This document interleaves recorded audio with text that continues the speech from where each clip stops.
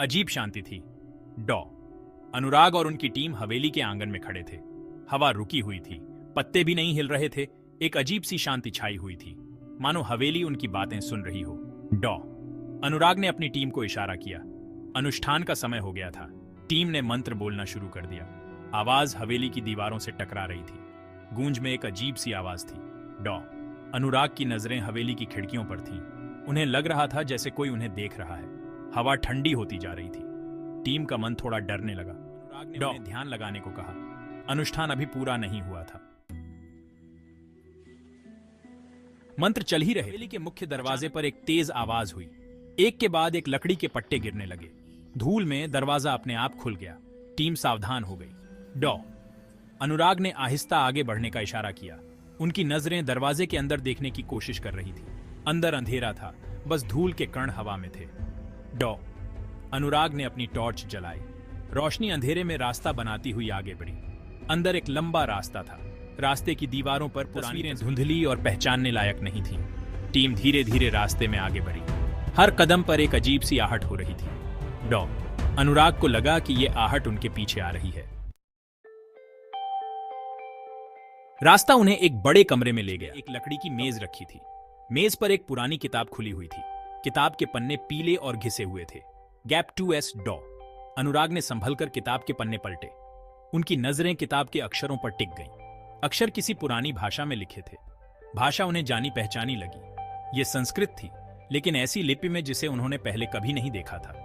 Team के एक आदमी ने धीरे से कहा, यह तो जादुई लिपि है। डॉ अनुराग ने हां में हां मिलाई। उन्हें याद आया कि उन्होंने इस पढ़ा था, लेकिन उन्हें याद नहीं आ रहा था कि कहां। किताब में हवेली और उसके रहस्य के बारे में लिखा था। एक नाम बार बार आ रहा था, महेश। डॉ अनुराग को तुरंत समझ आ गया कि महेश ही हवेली के रहस्य की चाबी है। किताब के हिसाब से महेश हवेली का पुराना मालिक था। उसकी मौत एक रहस्यमय तरीके से हुई थी। कहते हैं कि उसकी आत्मा हवेली में कैद हो गई थी। डॉ अनुराग ने किताब में आगे पढ़ा, आहा।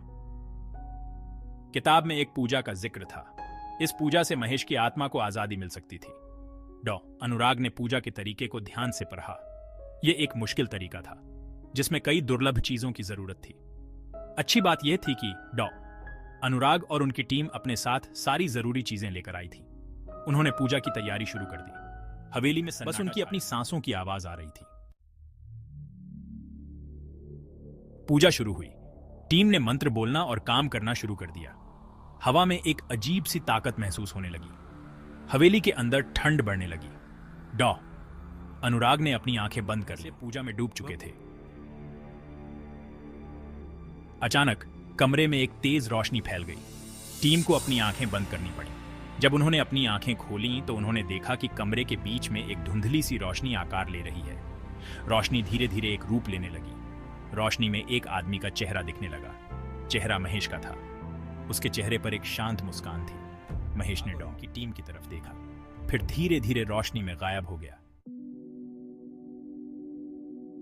महेश के जाने के बाद हवेली में एक अजीब सी शांति छा गई। ऐसा लग रहा था जैसे हवेली से कोई बोझ उतर गया हो। हवा में एक हल्की सी खुशबू फैल गई। खिड़कियों से आती ठंडी हवा अब अच्छी लग रही थी। डॉ अनुराग और उनकी टीम थके हुए थे, लेकिन उनके चेहरे पर खुशी थी। उन्होंने जो किया था उससे उन्हें गर्व हो रहा था। उन्होंने महेश की आत्मा को आजादी दिलाई थी और हवेली को उसके श्राप से मुक्त कराया था। अब हवेली में सिर्फ शांति थी।